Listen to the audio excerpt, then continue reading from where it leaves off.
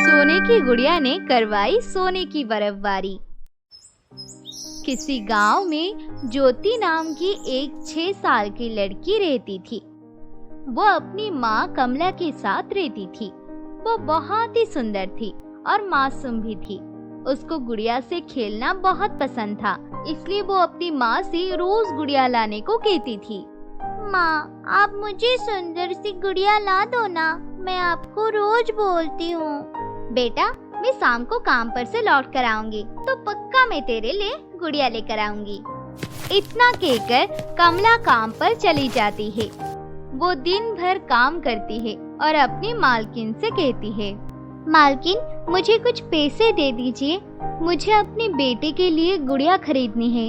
सुनो, तुम एक काम करो, मेरे स्टोर में एक बहुत पुरानी गुड़िया रखी है, शायद वो हमारे पूर्वजों की होगी, और वैसे भी मेरे घर में तो कोई बच्ची है नहीं खेलने के लिए। तुम यहीं रुको, मैं अभी लेकर आती हूँ। कमला की मालकिन स्टोर रूम में जाती है और फिर एक सोने की गुड़िया को लकड़ी के फ्रेम से निकालकर कमला को लाकर दे देती है। कमला गुड़िया को लेकर घर आ जाती है। गुड़िया को देखकर ज्योति बहुत खुश हो जाती है और कहती है, माँ, आप गुड़िया ले आए? हाँ, मैं ले आई। इतनी अच्छी गुड़िया है कि तुम मुझसे खेलकर खुश हो जाओगी। वो गुड़िया सोने की होती है, इसलिए ज्योति गुड़िया को देखकर कहती है, माँ, ये तो बिल्कुल परी जैसी दिख रही है। क्या ये सोने की गुड़िया है? मैं इसको अच्छे से कपड़े पहना दूंगी और उसके साथ खूब मजे से खेलूंगी। इतना कहकर ज्योति उस सोने की गुड़िया को लेकर अपने बेड पर खेलने लगती है। वो उससे बातें करने लगती है। गुड़िया, मैं तुम्हारा क्या नाम रखूं? तुम इतनी सुंदर हो।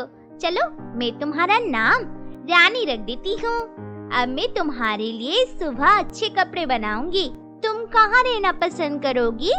चलो, कोई नहीं, तुम मेरे साथ ही रहना, मेरे साथ ही खाना और मेरे साथ ही सोना। इसके बाद ज्योति उस गुड़िया को अपने बेड पर लेटा देती है और उसको रुमाल से ढक देती है। ये सब देखकर उसकी माँ कहती है, ज्योति बेटी, गुड़िया सो गई, अब तू भी जा सो जा।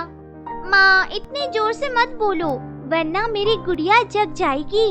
माँ, ये गुड़िया बहुत ही सुंदर है ना? हाँ बाबा, बिल्कुल तेरी तरह सुंदर है। इसके बाद ज्योति सो जाती है और सुबह उठती है और अपनी माँ से कहती है, माँ, कुछ कपड़े ले आना, मैं उनसे अपनी गुड़िया के लिए कपड़े बनाऊंगी। पुराने कपड़ों में से ही बना लो बेटी। इसके बाद ज्योति अपनी गुड़िया के लिए पुराने कपड़ों से ही कपड़े बनाने लगती है। थोड़ी देर बाद वो गुड़िया को उठाती है। चलो रानी, मैं तुम्हें कपड़े पहनाऊंगी और तुम्हें अच्छा अच्छा खाना भी खिला दूंगी। इसके बाद ज्योति सबसे पहले अपना खाना अपनी गुड़िया को खिलाती है, फिर खुद खाती है और इसको अपने हाथों से बनाए हुए कपड़े भी पहनाती है और गुड़िया से कहती है, अगर तुम बोल पाती तो कितना अच्छा होता ना, हम दोनों खूब बातें करते। इतना कहकर ज्योति अपने काम में लग जाती है, लेकिन तभी उस गुड़िया के पलक झपकने लगती है। ज्योति उसको मुड़कर देखती है तो लगता है जैसे गुड़िया ने पलकें झपकाई थी। गुड़िया के पलक झपकने पर ज्योति कहती है, अरे, गुड़िया की पलकें कैसे झपक रही है? ज्योति शाम को अपनी माँ का इंतजार कर रही होती है, लेकिन उसकी माँ घर पर नहीं आती।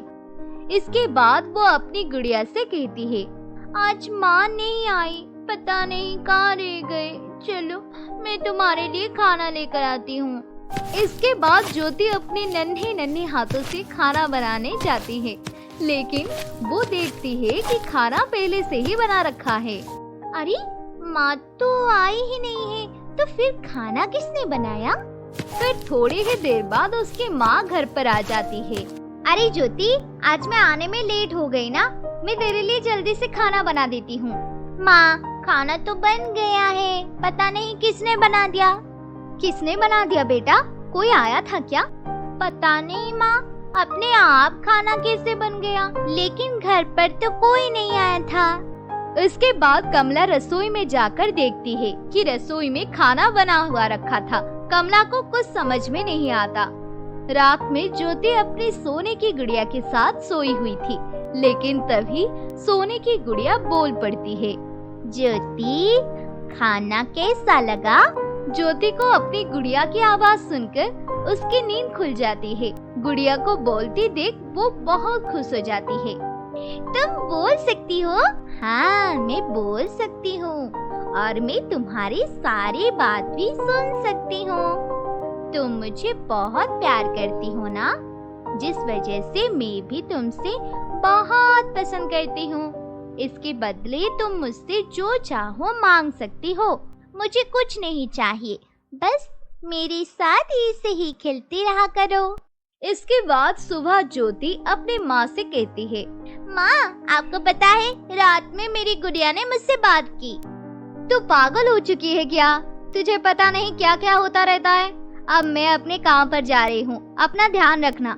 आज बहुत ठंड है, बाहर हल्की हल्की बर्फ पड़ रही है, अच्छे से ठंड के कपड़े पहन कर रखना। इतना कहकर ज्योति की माँ अपने काम पर चली जाती है।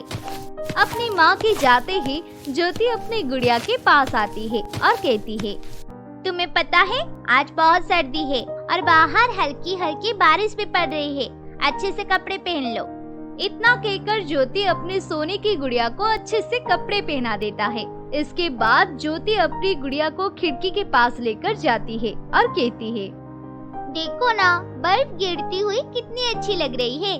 काश अगर ये सोने की बारिश होती तो कितनी अच्छी होती। हाँ, अच्छा तो लगता। क्या तुम चाहती हो कि सोने की बारिश हो? हाँ, मैं चाहती हूँ कि सोने की बर्फबारी हो।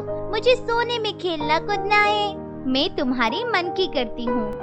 उस रात ज्योति अपनी सोने की गुड़िया के साथ सो रही थी। ज्योति को सपना आता है। वो सपने में देखती है कि वो एक सोने की दुनिया में घूम रही है। वहाँ पर सब कुछ सोने का था। वो सपने में देखती है कि सोने की गुड़िया उसके बिल्कुल बराबर की थी और दोनों एक दूसरे का हाथ पकड़कर वहाँ पर साथ घूम रहे थे।